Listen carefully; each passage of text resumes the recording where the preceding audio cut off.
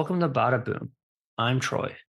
On this episode, we review Redcoat number 1, written by Geoff Johns, art by Bryan Hitch, with colors by Brad Anderson and letters by Rob Leigh. First teased in the Geiger 80-page giant, Redcoat follows an immortal, Simon Pure, as he stumbles through U.S. history and his eternal life. Releasing on April 3rd, listen as we talk about the secret history of the Founding Fathers and Simon's uncanny ability to be the worst person everyone he encounters has ever met. Bada boom. Hey guys, welcome to Bada Boom. Today it is Ghost Machine Day, and today we're going to be talking about Redcoat number 1. If you haven't yet, make sure you stop by your local comic book shop, pick up this because it's not going to be a story you want to miss. So Redcoat, it's a story of an immortal, the best summing up of what the story is going to be about. We heard from Geoff Johns himself. He said, if you could live forever, how long would it actually take you to change? And right away, the story dives right into someone that is just full of making mistakes. And that is just Redcoat summed up purely himself as a character. But Chris, what did you think about Redcoat so far? REDCOAT was exactly as it was advertised. When we talked to sort of the Ghost Machine crew, Bryan Hitch, Geoff Johns, it was interesting. Sort of, they made comparisons to the Sherlock Holmes, Guy Ritchie movies, and also Pirates of the Caribbean in tone, and you definitely feel that in terms of like Simon, the main character, Redcoat. He's definitely someone that kind of has like a swashbuckling feel. He's very selfish. He just kind of lives his life, even though he has this immense power, and you'd think there's a responsibility that comes with it. He's terrible with money. He keeps dying. So you'd think, okay, like let me figure out a way where I can live long enough, put some money away and stuff like that. No, when you think of immortals, you kind of think of like Vandal Savage. It's like, hey, like he's lived forever and built a massed amount of wealth and stuff like that. And Redcoat probably can't buy himself a loaf of bread. And it has that fun, and also there's that it's a part of the unnamed universe, but it introduces magic. Simon's in that world of the occult, and it really plays into sort of like if you're really big into the occult and really big into those like weird like conspiracy theories of the Illuminati and what it says on the dollar bill, this is the story for you. You have some really crazy historical figures like Ben Franklin appearing throughout the story.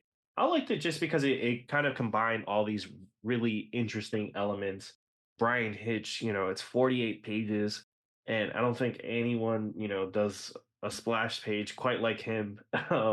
Just the amount of detail and the backgrounds.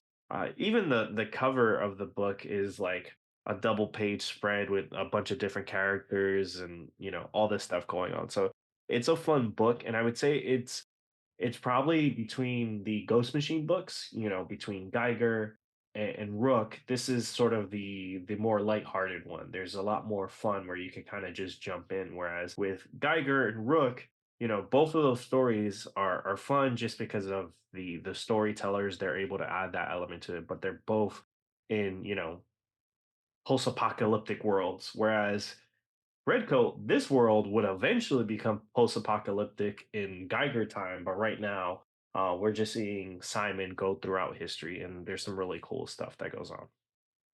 Yeah, and it's mostly for what we see so far. And again, it's just the first issue, but we see Simon just having fun. And because he can essentially live forever as long as he's on American soil, he'll always like come back to life after he dies. We get to have a really cool storytelling capability of jumping in between where he was in 1776 to kind of anywhere on the timeline as the story goes. And there's three panels that kind of stick out where you see him someone's trying to kill him because they killed his brother in 1970, and then someone's trying to kill him because Simon killed their father in 1827, and then the rest of the issue takes place in 1892. So there's just so much time we can kind of cover with this character, and it's crazy because as we've kind of mentioned already, he can live forever, but he still has that. Oh, I can kind of do whatever I want, be whatever I want kind of attitude. It doesn't really take anything seriously. Like he's almost a little bit like almost like a kind of vaguely reminds me a little bit of a Deadpool kind of character. He's just is like, yeah, doesn't matter. I'm always gonna be fine. Yeah, and he's broke like Deadpool. Yeah. Yeah, and it'll be interesting to see sort of like as the story progresses, what the that's the premise. Hey, how long will it take someone to change?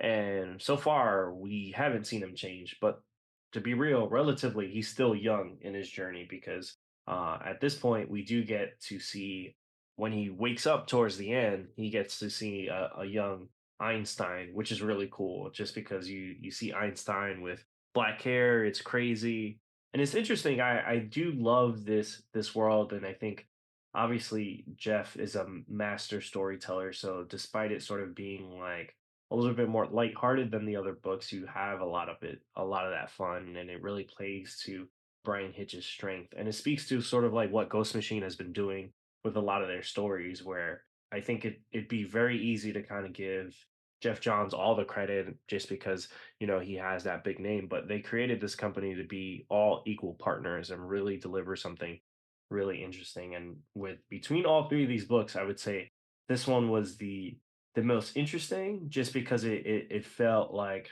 I'm not reading many, occult books about, a guy from this, 1776 who died during, the Revolutionary War and stuff like that. So it's a different pace, and I think this is sort of like what Ghost Machine is going for. Like, hey, no matter what, we'll have something for you on the stands, and it'll be interesting and cool to see when this all comes together, particularly with the unnamed. I'm really excited.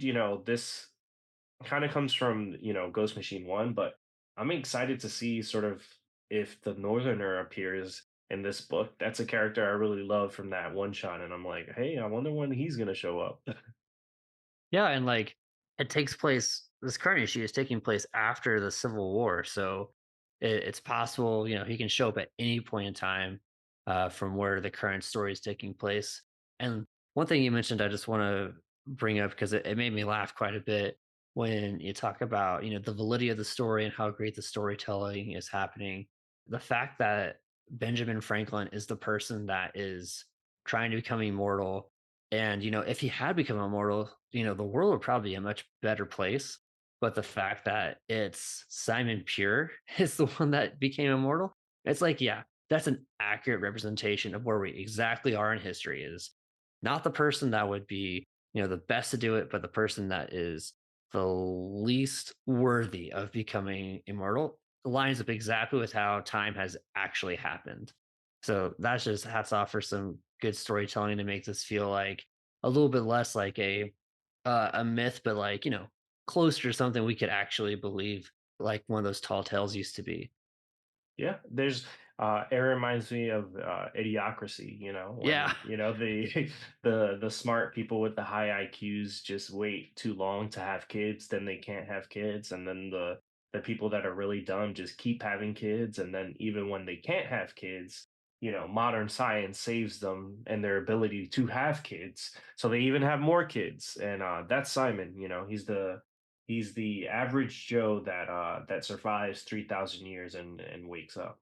And I think that's what's going to happen, when he finally wakes up in the Geiger time. yeah, which we'll just have to wait and see when when these worlds collide. Simon Pure might be the catalyst for bringing everyone together, maybe being that unlikely hero since he can, as long as he's on American soil, he can never die. But we'll have to wait and see how that goes. So if you haven't picked it up yet, go to your local comic book shop, pick up the #1 issue of Redcoat, put it on your pull list because this is going to be a fun story to read and you're going to want to not want to miss out on it. Put it on your pull list. Let us know what you guys think of Redcoat. And with that, bada boom. Bada boom.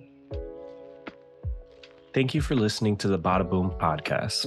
Keep the conversation going on Instagram, TikTok, and Twitter. Get in the comments on our YouTube channel and let us know what you'd like to hear next. And please subscribe to the podcast on Apple Podcasts, Spotify, and wherever you listen.